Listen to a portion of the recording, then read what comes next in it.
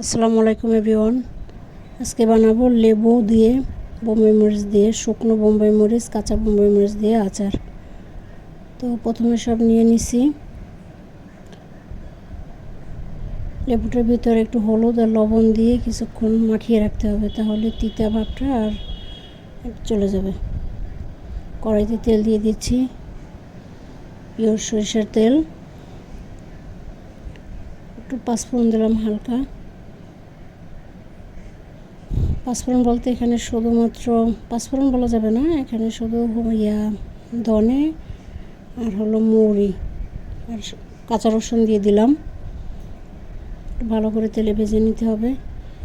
বেশি মশলা আমি পাঁচফোড়ন ইউজ করব না, তাহলে বোম্বাই মরিচের ফ্লেভারটা পাওয়া যাবে না। রসুন বাটা দিয়ে দিলাম 2 চামচ। একটু নেড়ে নিতে হবে। এটা আপনার ধনে আর হলো মৌরি ফাঁকি করে নিছি, পুরোটাই দিয়ে দিলাম। লেবু অনেকগুলা।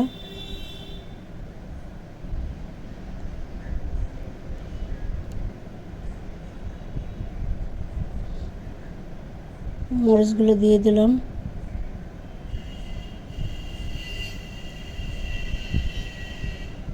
তেলের ভিতরে ভালো করে কষিয়ে নিতে হবে।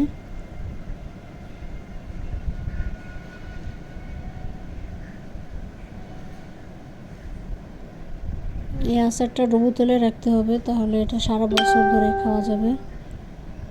2 বছর রাখলেও কিছু হবে না। হলুদ দিয়ে দিলাম।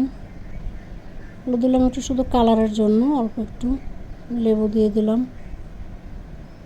এটা আমাদের গাছের লেবু।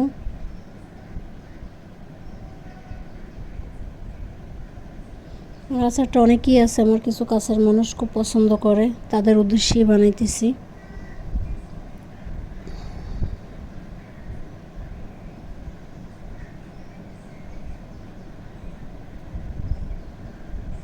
এটা বোম্বাই মরিচ শুকিয়ে ওইটা গুঁড়ো করে নিছি। মরিচগুলো খুবই ফ্লেভার।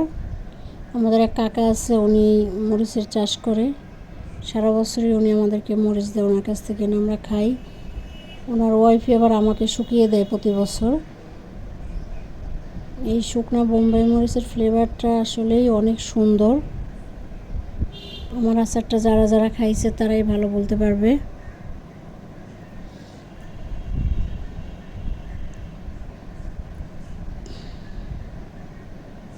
আর একটু তেল দিয়ে দিলাম। তেলটা গরম করে নিতে হবে, ঠান্ডা তেল না দেওয়াই ভালো।